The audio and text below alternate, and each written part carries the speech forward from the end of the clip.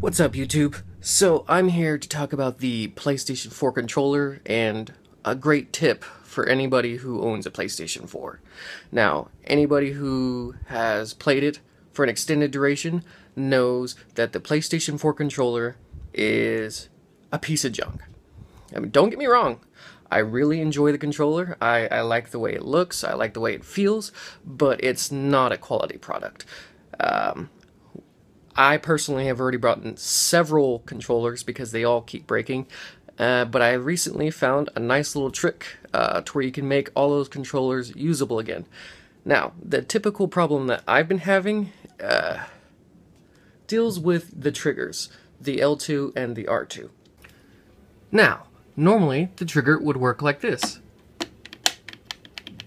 Real responsive, you push it down, you release it, flips right back up. That's the way it's supposed to work.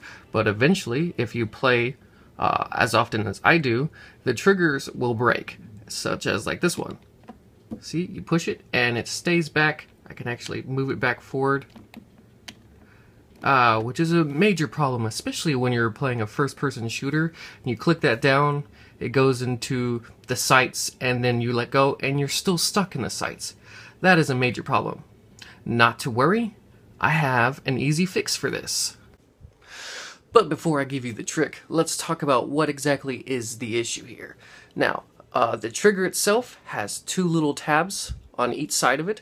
One of those tabs has the spring that actually pushes it back up.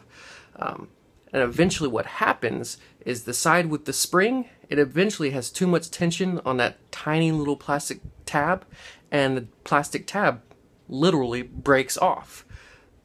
Hence why it's not a quality product. Now, this little tab and spring can now be removed from it altogether, as you can see in the picture I'm providing. And then you can also see a picture of the trigger with the missing tab on the one side. So what you're going to do is you're going to remove the 4 screws from the back of the controller, and then just pop that sucker apart. Once it's apart, you'll just want to remove that broken tab and the spring. You're not going to need the spring. You'll actually notice that underneath the trigger itself is the little rubber that connects to the button itself. That alone acts as a spring and renders the spring itself useless. So once you've removed the tab and the spring, you click the one tab piece that is still good back into where the trigger is supposed to be, put the thing back together, screw it all back together, and your controller will work like it's supposed to.